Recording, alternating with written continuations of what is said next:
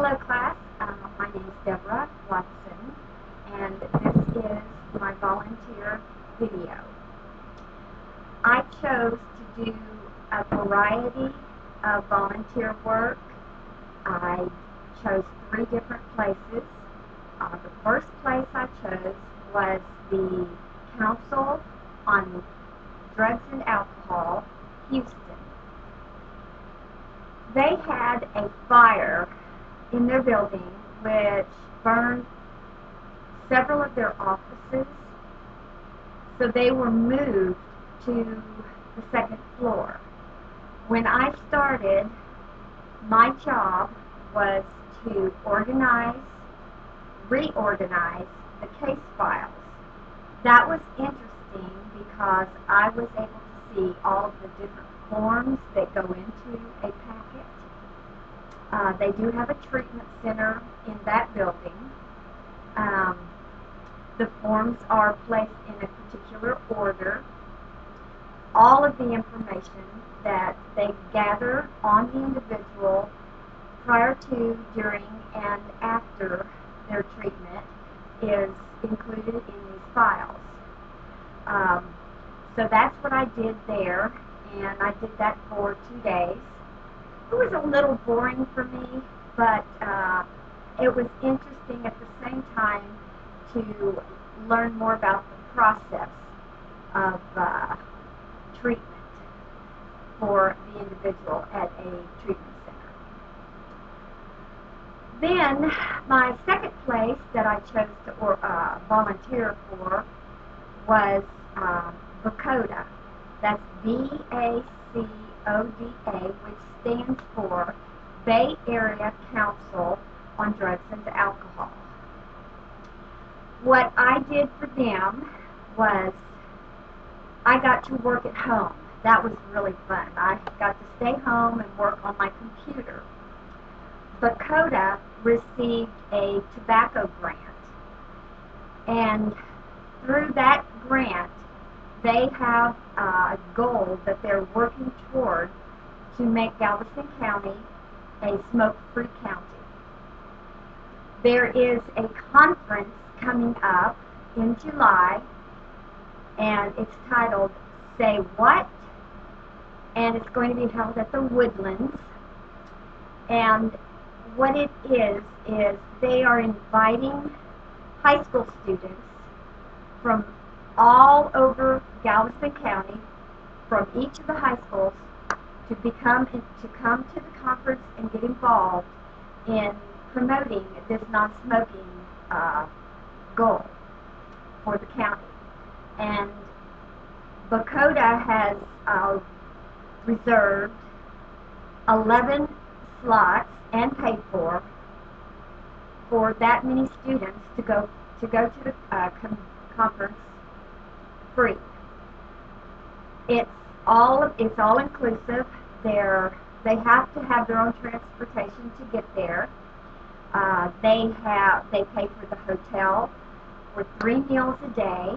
I think it's 3 days and 2 nights, and they will pay for all of the material plus the cost of the conference. And what they'll be doing there is getting together in groups and creating a skit or some promotion type advertising that they'll bring back to each of their high schools and perform these skits or promote this non-smoking in Galveston County before, like, the whole school, which would be in an assembly of some type. They're wanting to get all these students excited about either smoking cessation or not smoking at all, and educating everyone on the dangers of cigarette smoking. Let's see, that was, okay, so what they had me do was I had to find all of the high schools in Galveston County. I had to get a hold of the principal for each high school, the principal contact. I think I got all of the principals and not the assistant principals. I got their emails, and I sent them a letter about the conference, which was from the volunteer coordinator for Lakota, and a flyer concerning the conference, and sent out all that information. And that was fun. I learned a lot about how Lakota works. The last place that I volunteered, well, not the last place, I have two more places. I went to the Goodwill Industries, and I worked there for a few days as a sorter.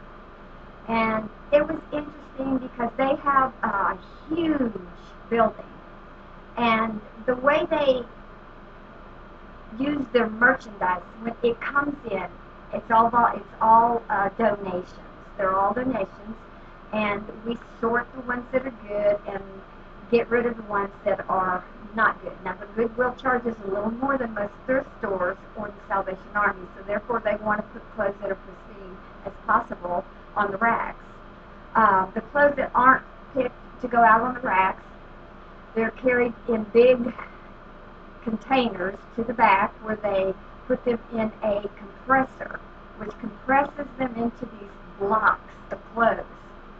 And I am sure that the reason that they do that and not give the employees an opportunity to have these clothes or give them away free is because it keeps this business going, so they can provide this service to the community so that everyone can have nice clothes, whatever they need for their home, at a very reasonable price.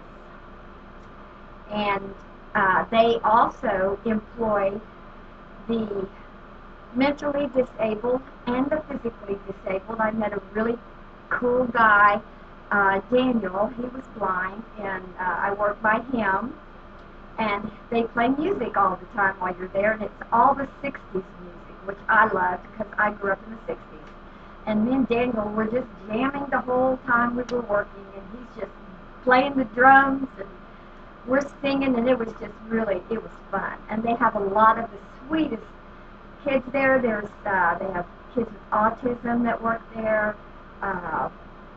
just mentally disabled kids, and it was really a rewarding experience, very humbling.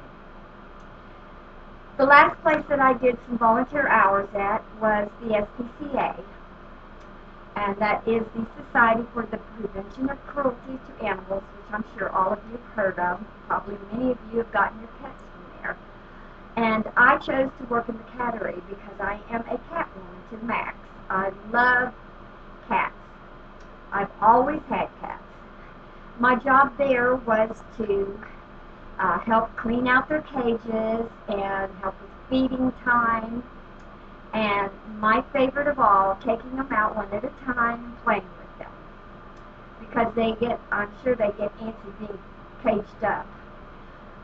It's also a good way to help people who are lonely, maybe elderly, or just a single person who's lonely and wants a companion. They also help keep the wild and stray pets or animals off the streets, makes our community safer, and of course providing someone with a companion helps them with the loneliness. And the SPCA also does special events, like we went to they had a cat show, and I volunteered for the cat show. That was fun. There are so many different kinds of cats. It's unbelievable. And they also have a huge mobile that they put their animals in, and they take them to various sites. Like Neiman Marcus works with them, and they'll go set up in Neiman Marcus on a weekend sometimes, and bring some of their pets with them and hope to adopt them out.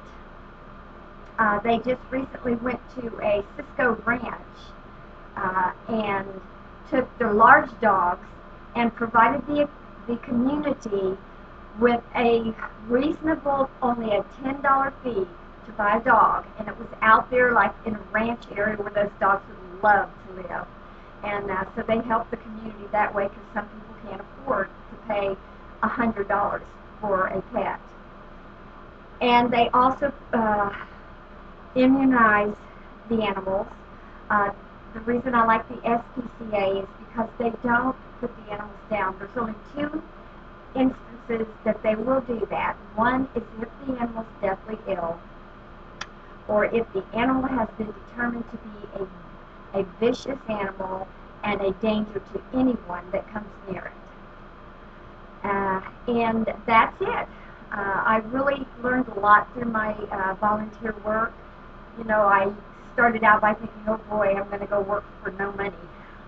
But I actually got more out of my volunteering and giving freely of my time than I put in. And so I'm real grateful for that. Thank you all for watching, and I hope you all have a good day. Bye-bye. Okay, that's all we have. How long was it? 11 minutes? Oh, it's not done. Okay, well, that's okay.